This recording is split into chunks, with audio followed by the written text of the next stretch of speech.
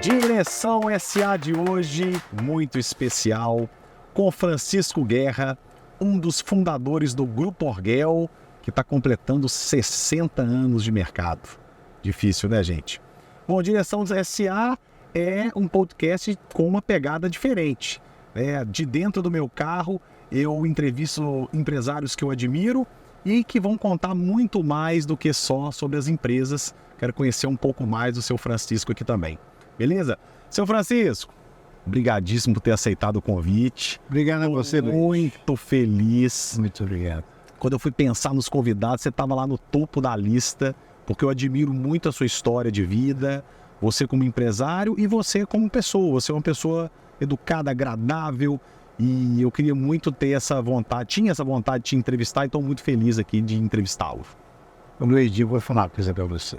Meu cumprimento a você por pegar pessoas experientes para que elas falem o que aconteceu, porque na verdade o que aconteceu, se a empresa é uma escola.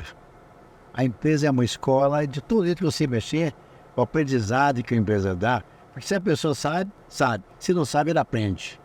Esse aprendizado é um negócio fundamental, porque a pessoa deve vir para a vida inteira. Então, parabéns a você por ter tido essa iniciativa de chamar pessoas que você julga de ter experiências, você vai saber se é bom ou depois. Mas, normalmente, a experiência é uma coisa que conta. Com certeza. Eu estou fazendo aqui uma universidade na prática. Estou entrevistando empresários que eu estou aprendendo todo dia. Isso é muito legal. E parte do que você vai falar aqui vai estar sendo divulgado para as pessoas que também vão certamente aprender com um pouco do que a gente vai falar. Ó, eu queria te agradecer o presente, né, gente? Aqui está o livro da história da Orgel, escrito pelo Haroldo Vinagre Brasil e pela Sônia Dieg, são professores da Fundação Dom Cabral. Inclusive, o senhor Francisco estava me contando que vem uma versão nova. Isso. Né?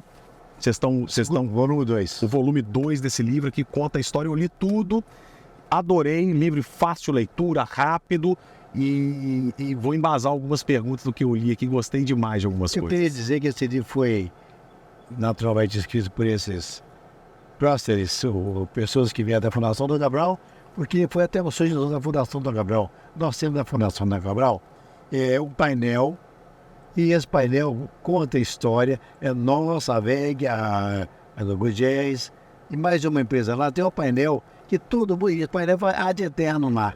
Pode chegar lá para a Fundação Dom Cabral, todo mundo que faz algum curso lá atualmente, verifica as empresas que a Fundação Dom Cabral elegeu como sendo as empresas são referências nesse mercado brasileiro. Mas uma coisa importante aí, está aqui o Fábio, meu sócio, né, meu sócio, eu também estou aí, e na verdade é o seguinte, a gente acha que um livro também, fácil de ler, pequeno, ele é uma escola também. Muito legal, adorei, sugiro para todo mundo, gente. Ó, seguinte, a gente vai começar do começo, nós vamos caminhar aqui por Belo Horizonte, passear por Belo Horizonte. Primeiro lugar que nós vamos passar na porta do Maleta. Tudo bem. E aí eu quero ver o que o senhor vai me contar do Maleta. Mas antes disso, a gente já está caminhando aqui, eu queria saber do senhor uma questão que eu gostei demais de saber, que Dona Dindina, mãe do senhor, do seu Fábio, ela tinha algumas expressões bastante interessantes. E algumas falas, né? E algumas ações também. E eu li, eu achei fantástico a história, que ela enterrou o cordão umbilical de todos os filhos no mesmo lugar, porque ela queria que vocês estivessem sempre juntos, sempre unidos. Isso. E a Orgel é uma empresa familiar, né, que foi fundada por 2 irmãos. Exato. Eu queria que você comentasse isso e me falar os desafios, né, de ser e de ter uma empresa familiar. Ô Luiz, a coisa é o seguinte, uma empresa, eu acho que a pessoa, esses dias mesmo eu fiz uma maquete, uma pessoa até de concessões fazendo uma maquete para mim, da fazenda onde meu pai nasceu. E eu tinha que colocar uma mensagem. E eu coloquei mensagem assim: a pessoa constrói a vida levando em com aquilo que ela aprendeu no berço, os valores que ela aprendeu no berço. Então, o berço é fundamental. E minha mãe realmente ela teve uma sabedoria de criar os filhos e passar para os filhos tudo que ela sabia. E ela citava muito o pai dela, que era, me parece, uma pessoa sábia. E ela, então, assim, gostava que a gente assimilasse aquilo que era uma cultura popular. É uma cultura popular, mas que ensina pra gente. Porque às vezes não aprende só na escola, não. A gente aprende na vida. Por exemplo, nós aprendemos lá, nós somos criados na roça. Uma pequena fazenda, não era nem grande, nem pequena, média, um lugar muito bonito. E assim, tem uma cachoeira linda, tem uma casa média e tem uma gamineira, que é o símbolo, assim, o símbolo de uma árvore, símbolo da natureza. E a gente ficou de uma varanda, tinha um curral na frente, tem um curral na frente. E ela tinha uma escola também, porque ela tinha uma escola debaixo da fazenda, ela fez uma casa alta, ela fez uma escola debaixo da casa. Ela dava aula para vocês e para os vizinhos? Dava aula para nós, e nós, ela dava aula para os vizinhos, e nós aproveitamos aquela aula para aprender também. E tanto assim que nós, lá em casa, todos, começaram já no grupo escolar da Ilha do Cabral em Conceição, no segundo ano. No segundo ano. Por quê? Porque ela ensinava para a gente o básico de tudo.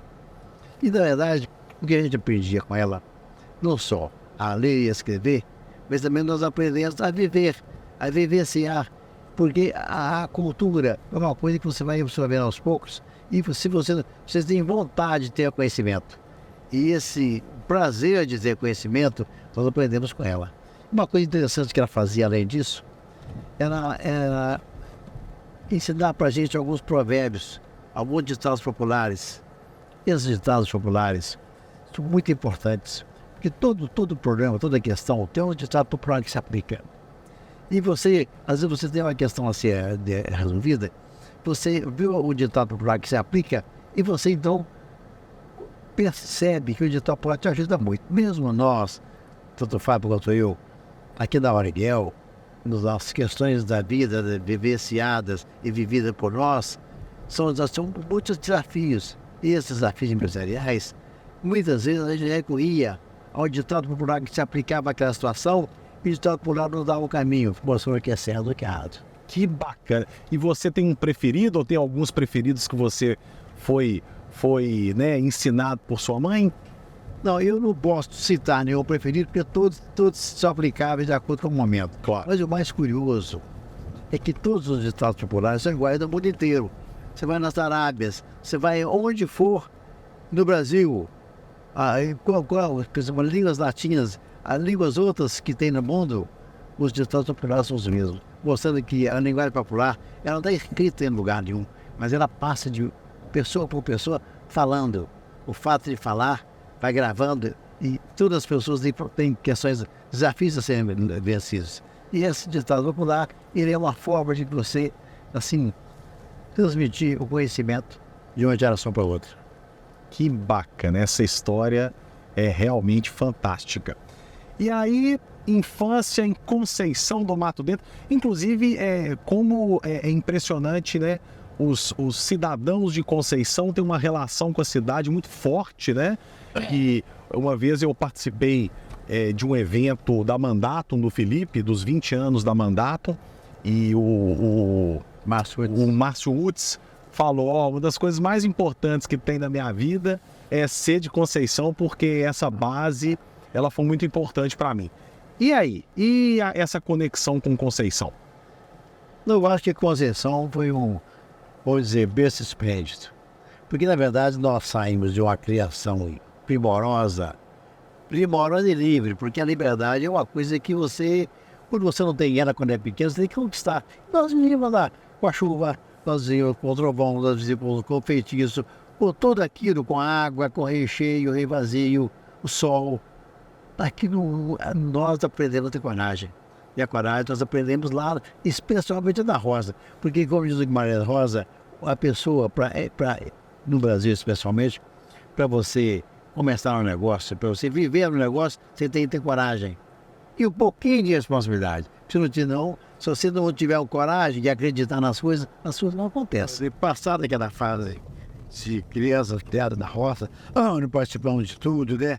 E nós tínhamos aos animais, nós aprendíamos com os animais, aprendíamos com as plantas, aprendíamos com o rio cheio, aprendíamos com o medo demais, é muito, pouco e pouco, né? Muito legal. Isso. E aí, de lá, quando que teve a oportunidade para sair de Conceição? Como que foi essa vinda para Belo Horizonte? Como que isso aconteceu? No caso meu, eu fui um pouco diferente, porque chegou uma época que vários de nós, de 10, são 10 filhos, tinham que estudar. Uhum. E porque meu pai a minha mãe ensinava as coisas todas, e papai lia muito.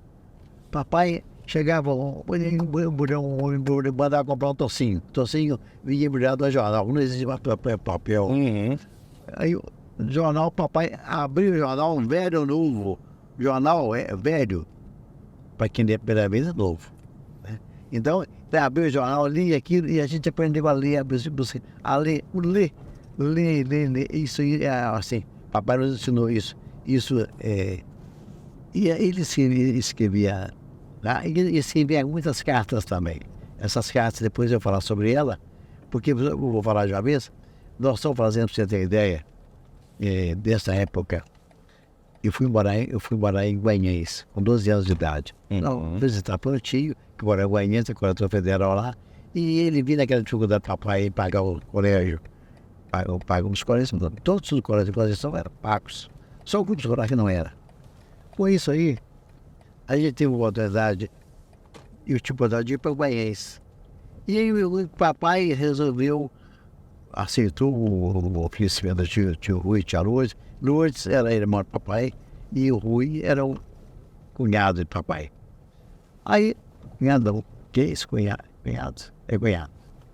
Aí o que aconteceu? Eles foram lá para Guanhães, papai resolveu mandar um presente para o tio Rui. Só que mandou uma leitoa viva. Uma leitoa viva? E eu fui com 12 anos, nunca tinha andado de ônibus na minha vida, fui levando uma leitoa viva.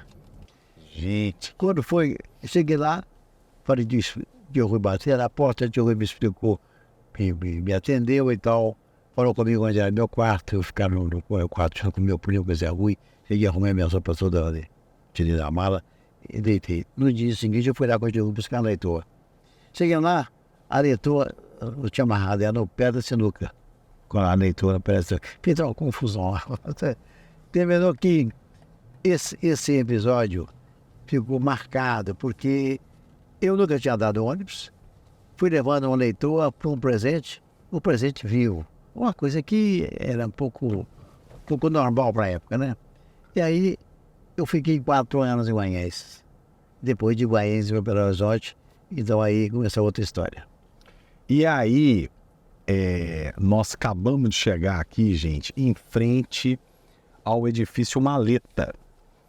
E o edifício Maleta foi onde tudo começou, né? Em relação ao Orguel. Exato. Tinha um arca Maleta que estava na hora de ser raspado.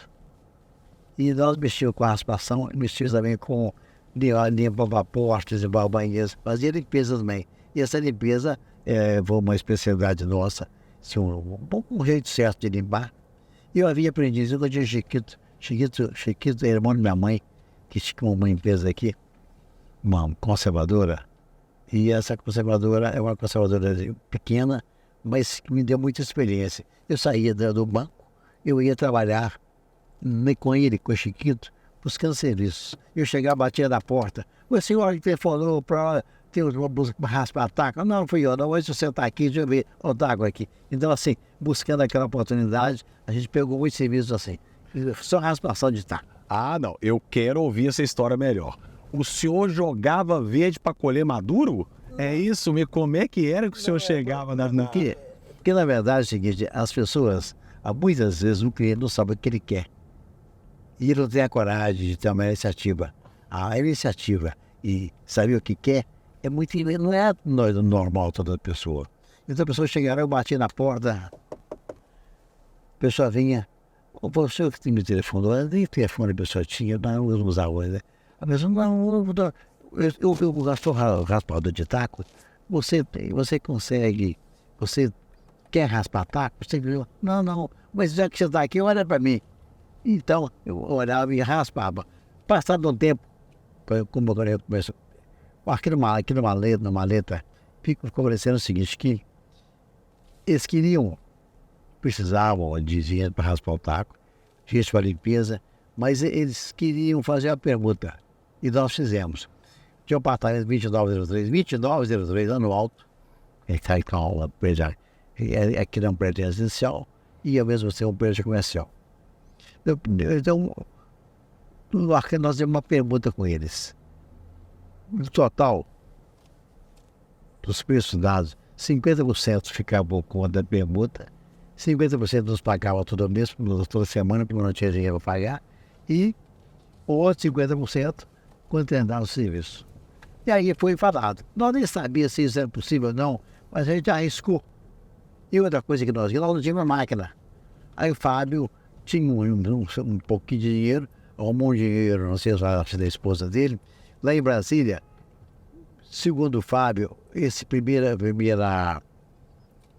máquina foi comprada no dinheiro que ele tinha lá. E eu depois, eu já conhecia as pessoas, porque as pessoas que mexiam com isso, tinha um point e na Praça 7. E na Praça 7, você encontrava todo mundo que mexia com isso. Na Praça deles, eu ali, era o point deles. Então eu comecei então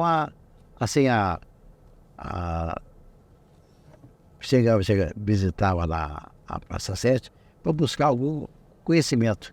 E eu cheguei lá, tinha também máquinas, pessoas que tinham máquina não tinham serviço.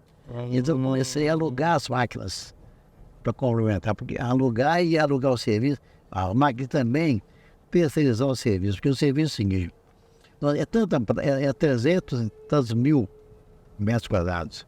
Então é o prédio talvez mais maior do Brasil.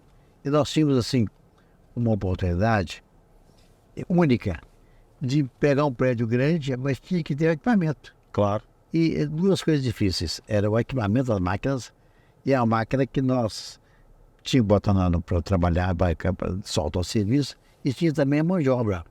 E a mão de obra, eu não conhecia todas as pessoas que trabalhavam nisso, mas eu conheci uma pessoa e chamei ele para sócio, chamava Pedro Ferreira Pinto. E assim, ficou sócio, e nós arrumamos uma sala no próprio Arcanjo Maleta, isso foi sendo escritório nosso. E esse escritório lá, o que acontece? O Pedro era uma pessoa bacana, simples demais, raspador, mas muito solista, muito atencioso, e me ensinou muito. E com isso eu aprendi a raspar taco e aprendi também a ter contato com as pessoas que mexiam com isso. Depois, passado um tempo, o Pedro desistiu, falou que não queria mais a sociedade e tal, e ia mexer com outras coisas e tal. Enfim, terminou que eu saí da sociedade. Só porque quis, nosso sócio até hoje. Bom, nós ficamos aí mexendo no Arcanjo Maleta, e no mexer no Arcanjo Maleta, nós começamos a comprar muitos materiais. Nós comprávamos os materiais de lixa, cola, tudo que nós precisávamos, e montamos debaixo da loja, na entrada do Arcanjo Maleta, nós tínhamos uma loja, nós tínhamos que montar um depósito. Esse depósito foi a primeira loja nossa. Nós começamos a juntar ali todos os equipamentos que a gente tinha, todos os materiais, a cola, o ácido muriático, cola, lixa. E depois que eu sintético? Depois do sintético. O sintético veio na outra fase, porque o sintético, assim, o sintético era uma coisa cara, uma coisa sofisticada. Então, no segundo momento é que nós entramos no sintético. E esse sintético nos deu a oportunidade de pegar um outro campo, só ao lado do Maleta, aqui tem um prédio chamado Genoveva de Souza. Genoveva de Souza, as pessoas compraram apartamento mesmo caro e tal, começaram então a aplicar. Tem um diretor, uma pessoa que é no diretor da Petrobras, que começou queria botar sintético. Botando sintético ficou bonito demais.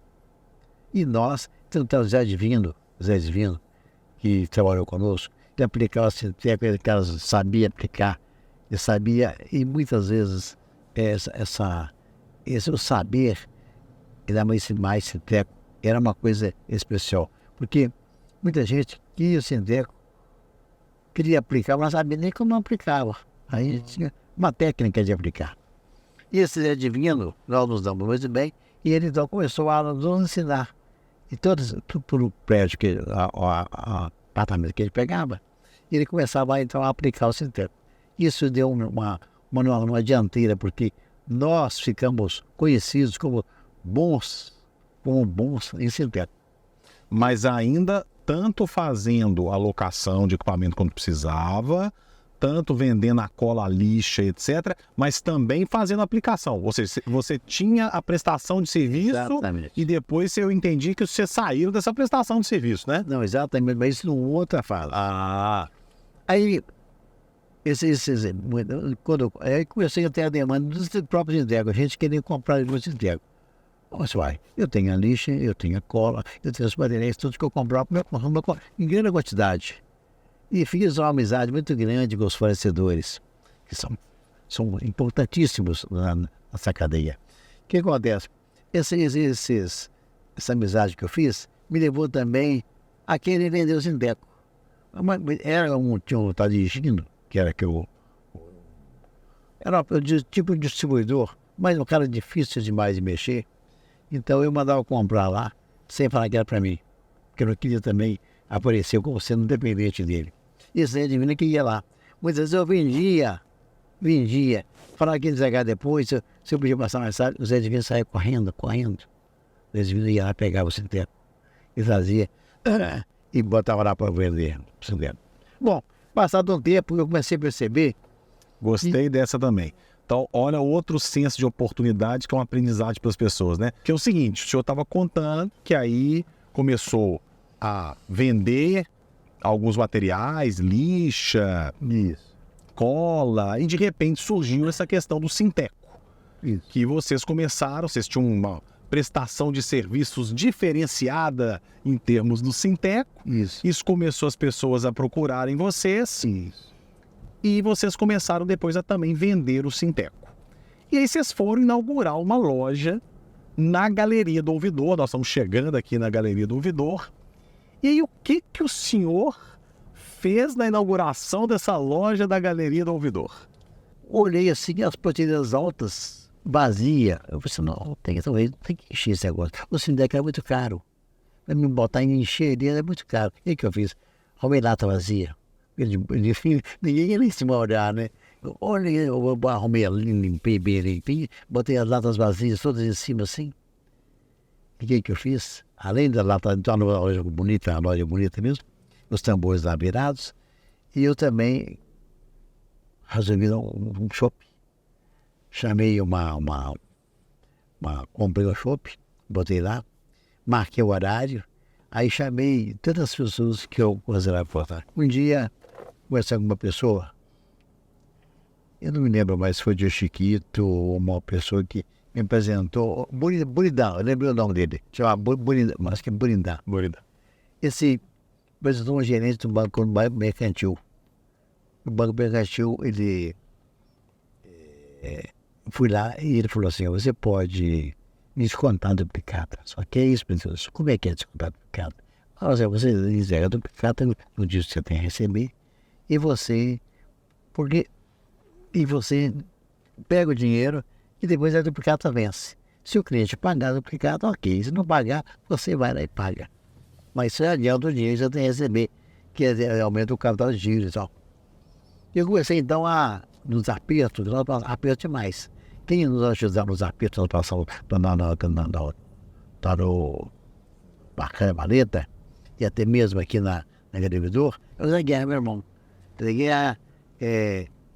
Zé Guerra muitas vezes nos salvou, emprestando um dinheirinho juntado ali, emprestava dinheiro para a gente poder. E o Bento também, que trabalhava conosco, que aí emprestou dinheiro para nós, também vendeu a mercearia, tinha dinheiro, vendeu.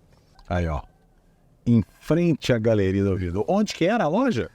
A loja lá no final desse piso, à esquerda. Era uma loja pequena, depois nós resolvemos aumentar a loja, ficou uma loja bonita, grande, o escritório lá em cima, da própria loja tinha um tablado. E em frente, Depois, até tinha oportunidade de comprar depois 2 lojas aí dentro, mas não ocupava. Eu pagava o aluguel de uma, ocupava outra. Porque nós percebeu que no ponto que nós estávamos era melhor. Depois nós jogamos para o Correio Telégrafo. A primeira franquia do Correio Telégrafo foi montada na loja nossa. Porque não existia o pessoal da... que é? Assim, o pessoal... Bom, no Eleutério, a empresa da Eleutério, um sócio da Eleutério, Clóvis, tinha um filho. E o filho resolveu montar negócio para o filho e montou. Era uma franquia do Correio Telégrafo, que é muito importante, que até hoje eu tenho... Recentemente encontrei com uma pessoa, chama-se Oti da Consalagem, mora em São Bento ali. E o Oti, assim, eu aprendi a descontar o título no Banco Mercantil. E também, depois, eu comecei quando começaram os negócios, nós tínhamos um banco, que é um banco rural. Chegava lá, o Oti ficava assim, o Oti e o subgerente, que era o José Noli. Também José Noli, que depois casou com a Bruna Rabelo. O Eros também assim, o Eros mais alegre, mas o Oti não olhava pra gente, não. Se eu olhasse, como que diz, ele tinha que ceder ao coisa, ele não olhava, em vez de falar que não pode, não, ele não olhava. O Oti não olhou pra gente, a gente pensou aqui, o que nós tínhamos que aprender? Nós tínhamos que aprender a trabalhar com dinheiro, porque nós começamos a fazer investimentos, a precisar de recursos e não tinha dinheiro. O que acontece? Essa parte compensa um pouco falar, porque na verdade o Banco Brasileiro é um banco prejudicado pelo costume. Os empréstimos brasileiros são muito a curto prazo. Sim. 24 meses, 36 meses, não está precisando fazer nada. E os juros muito altos. Então, no Banco de Fomento, só tem o Banco Nacional de BNDES, mesmo assim, os prazos são pequenos. Não tem negócio nenhum que consegue gerar, você investir, gerar lucro e você pagar com o próprio dinheiro. Não existe isso. Você tem que arrumar outro dinheiro para pagar aquele dinheiro que você tomou. E os juros são muito altos. Sim. Então, conclusão, os bancos brasileiros são especuladores e não incentivadores do empreendimento. O que acontece? Aí o empreendedor sofre muito. Ele sofre muito porque ele tem que passar por essas agulhas todas da volta de dinheiro. E quando você falta de dinheiro, não tem solução. Ou você arruma o dinheiro emprestado, ou então você faz uma coisa que nós fizemos, que foi muito importante para nós, apelamos para o fornecedor. Eu tinha que pagar um título hoje, o título venceu hoje. Mas se eu vou pôr no fornecedor, o título peço mais 5 dias, e ele aceita, opa, 5 dias aí. 5 dias aqui, só o Antônio dá um prazo. Que você gira, né? Gira. Então o fornecedor nos ajudou muito. O fornecedor foi para nós como se fosse um banco para nós. Que bacana. Só para concluir o caso da Galeria do Ouvidor, e aí então você colocou as latas vazias de Sinteco no alto. Isso. E convidou um tanto de gente, pôs chopp, fez, e aí foi um sucesso? Não foi um sucesso porque nunca tinha acontecido isso. Olha, eu convidei as pessoas e convidei também o pessoal do Point, os transportadores de tacos, uns que eu nem conhecia, sem importância não. Eu queria me aproximar deles, porque uma coisa é quando você tem só serviço, você tem um tipo de cliente. Quando você quer vender, para quem quer vender? Quer vender para os transportadores de taco. Os transportadores de taco, que é meu cliente. E é uma classe muito heterogênea. Então, o que eu tinha que fazer? Comecei a vender e aconteceu o seguinte: por mais que um indicasse o outro, não existia fazer ficha cadastral, não tinha nem. Não tinha. Vira da confiança, né? Confiança. E muitas vezes o pessoa comprava de mim e ficava me devendo. Depois eu fui devendo por então. E eu muitas vezes levantava às 5 horas da manhã e ia para casa das pessoas para encontrar as pessoas em casa para cobrar deles. Uns adiantaram, outros adiantaram. Então eu fui separando o joio do trigo. Depois eu pensei assim, gente, falei, eu tinha tanto dinheiro para receber na rua, que eu comecei a pensar, eu vou ter que dar um jeito. Perdoei a dívida das pessoas. Procurei as pessoas, mas a partir de hoje, você não precisa mais me pagar. Mas você faz um compromisso comigo, me comprar a lista. Porque o cara quando deve, o cara quando deve, quando deve, ele some, nem ele paga e nem cobra à vista. Mas ele continua comprando, porque ele está trabalhando. Então, o que eu fiz? Aí as pessoas entenderam e começaram, então, a ficar me devendo. Uns até concordaram em pagar aos poucos e ficavam, ao mesmo tempo, comprando à vista. Comprando à vista me dava um lucro, me dava um movimento. E sempre o fornecedor. E a essa dificuldade toda, quem nos ajudou foi o fornecedor, que a gente começava com isso. E uma outra questão também, porque era difícil de vender. A cola, lixa, o aço muriático, nós tínhamos fornecedores. E na verdade, você pega uma lixa, por exemplo. Lixa era fabricada aqui para a multinacional, que era a 3M e a Norton. Mas principalmente a Norton. A 3M vendia mais, uma outra história, vendia mais para a área de oficinas mecânicas, industrial. E a Norton vendia material para raspador de taco e depois vendia também para marcenarias. O que acontece?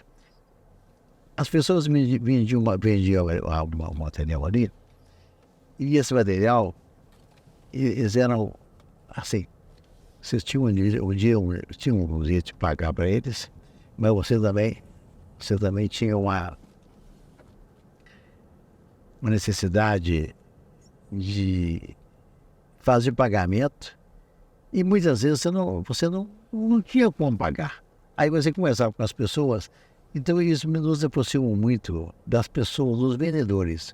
Os vendedores, que era a relação sua, você como cliente e ele como fornecedor, essa relação foi muito próxima, de confiança também, que você falou aí. Aí o seguinte, estamos nos dirigindo aqui à Rua dos Pampas, que foi também uma outra fase importante. E aí eu quero saber, seu Francisco, essa virada de jogo, assim, quando foi algo que foi acontecendo naturalmente ou teve algum momento que deu um estalo no senhor e no seu Fábio e falar assim, não, peraí, nós não podemos prestar o serviço, a gente não pode fazer a limpeza do taco, porque eu estou concorrendo com quem está comprando de mim e eu não vou só vender.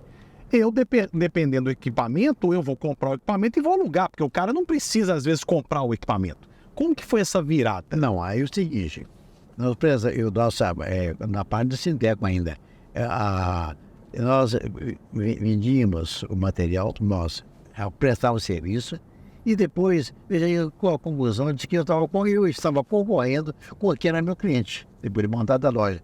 Com isso, o que aconteceu?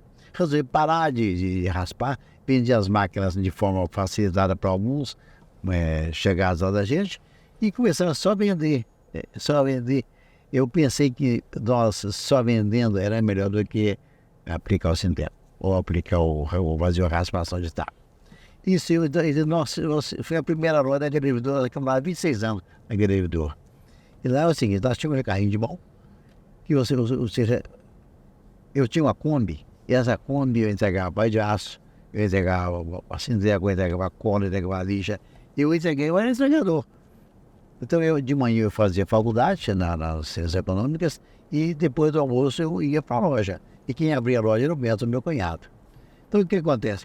Nesse intervalo eu comecei a agregar outras coisas. Comecei a vender a Makita, que é uma outra história. Comecei a vender Bosch, comecei a vender algumas lixas da 3M, algumas da FAI, que é uma outra marca de ferramenta elétrica. E todas também aqui no Brasil, em Minas Gerais, estavam começando, maior dificuldade também em colocar os produtos aqui. Então encontrou a gente que tinha assim uma força de trabalho muito grande e tinha assim nós éramos confiáveis. Uma fome, juntou a fome com a vontade de comer. E nesse intervalo, o Fábio, que trabalhava para as Paulistas, houve uma questão lá e as Paulistas parou de trabalhar com a fábrica. O Fábio, então, abriu uma loja aqui na Rua dos Pampas 159 e o Fábio concentrou aí e veio para cá e ficou lá.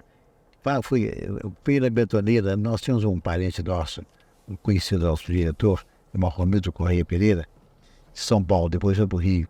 Esse era da Mecânica Paulista. Mecânica Paulista é a maior fábrica de origem francesa. Então o Fábio começou a vender betoneira, que era betoneira que tinha um baixo custo e uma margem muito boa, que nós tivemos um ganho muito alto com essa filial aqui. E o Fábio então começou a agregar máquinas para construção em torno da betoneira. Betoneira era o centro, mas você tinha guincho, você tinha vibrador, você tinha outros equipamentos que vinham complementar. E antes as pessoas daqui não tinham empresa aqui em São Paulo, em Belo Horizonte, que tinha um estoque disso. Então, todo mundo que precisava tinha que ir para São Paulo. E mais ainda, a pessoa que precisava desses materiais, ele tinha que. E se a máquina deles defendia, mandava para São Paulo. Não tinha aqui um lugar. Então o Fábio desenvolveu essa técnica aqui. Antes tinha o Lima, que era a pessoa que consertava as máquinas betoneiras e vibradores e tal. Depois o Fábio começou a consertar essas máquinas também. E o Fábio gerenciando essa parte toda. Eu era sócio, ficava mais dedicado à larga individual, e o Fábio dedicado aqui. E o Fábio começou a ampliar, e visitar as consultoras. Montou a equipe de vendas e começou a visitar as consultoras vendendo o que antes era São Paulo, vendendo aqui. Ou seja, tinha as máquinas principais, usadas na construção civil, e tinha também as máquinas e tinha como é que fala? Assistência técnica. E as assistência técnica também. E não era comum nessa época alugar maquinário? Não, alugar é um outro momento. Essa locação ela surgiu, e aí começou a alugar uma coisa, alugar outra. Mas o mais interessante da locação, você alugava a betoneira, alugava um guincho, alugava todos os equipamentos. Passado um tempo, os pais, você está alugando lá, vamos alugar a maquita também. Começou a alugar lá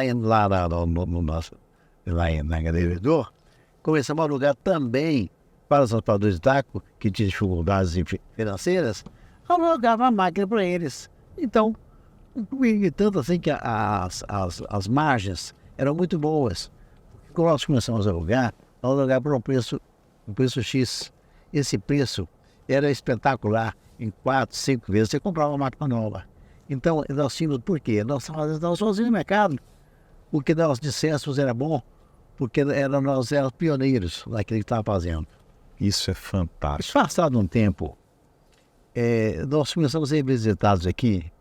Depois, nesse intervalo, o Fábio tinha um cunhado Inácio, construiu um prédio lá na Pampulha. Aquele prédio da Pampulha foi a primeira construção que nós fizemos. Primeiro nós tínhamos comprado essa loja aqui, lá para Pampulha, e lá para Pampulha, então, nós conhecemos, quer dizer, foi toda a linha, e aí nós já tínhamos crescido um pouco. O que aconteceu? Nós começamos a separar um pouco o que o Fábio olhava e o que eu olhava. Nós temos de juntar o conhecimento do Fábio com o meu conhecimento e com os produtos que eu trabalhava com o que ele trabalhava. Nós temos uma certa dificuldade nisso, porque a gente está acostumado a fazer, não está acostumado a pensar e planejar.